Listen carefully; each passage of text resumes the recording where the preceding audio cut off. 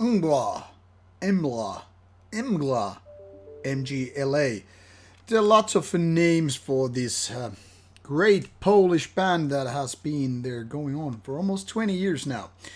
The band started with their 2008 debut album Rauta, and since that, the band has gathered, garnered, gotten quite a bit of respect and liking among those years with their albums, tours, and whatnot. This time it's time for fourth album, Age of Excuse. This is much anticipated album by the Polish band that has pretty much released album every 3 years, and each of them has been worth the wait, to say the least. And I can tell you already, pretty much reveal it right here, this is no exception. And why so? Let's get into that in a bit. This Age of Excuse goes with the line of previous Mgla releases. Very simple, very minimal. Not so much going all around, boosting, bashing, and whatever. Just being kind of a humble, down to earth, and so forth. This is the booklet, so let's take a look with the lyrics. I try not to cover too much of them, so maybe you can actually read these lyrics here.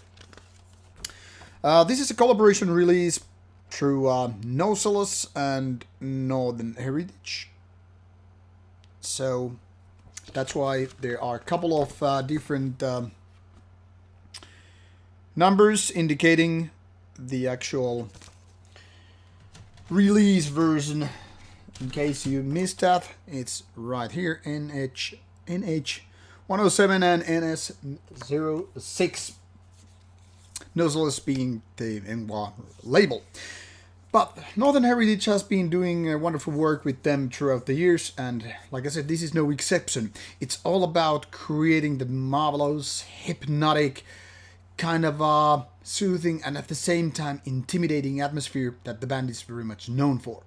Now, this new album, I'm kind of just talking various order about these things related to this one.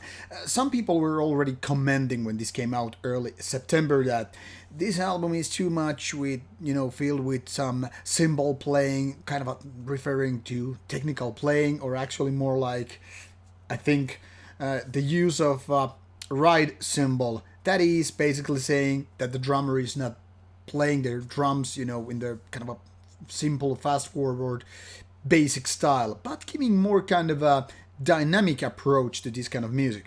And this goes without saying. This is a kind of a given fact that most people listening to black metal are not exactly fans of kind of a technical approach.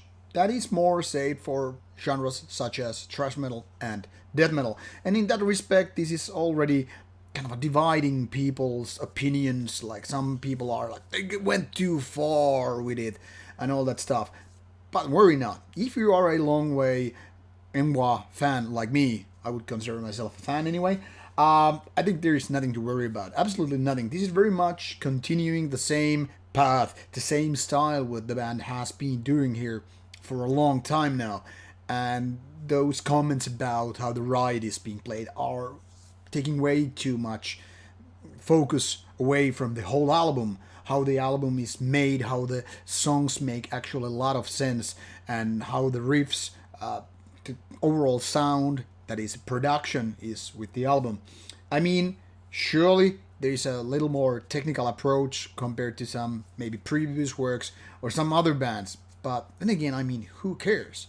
Now, the bottom line here is those kind of drum technicalities, if we can call them that, are actually a good contrast toward versus the riffs, because they have very hypnotic patterns. They are very much kind of having the kind of a main theme or two, which are then repeated time after time. Even to a point, it might get boring, unless if it wasn't so good riffs, which we have here. I mean, many bands have tried to do the same kind of thing here, kind of a gimmickry, and then it ends up being boring because it's so goddamn repetitive.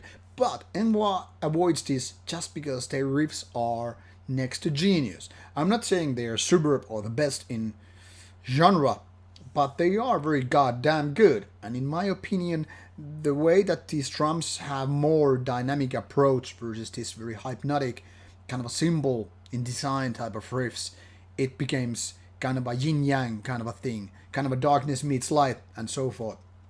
So overall, I think this album is very, very well balanced.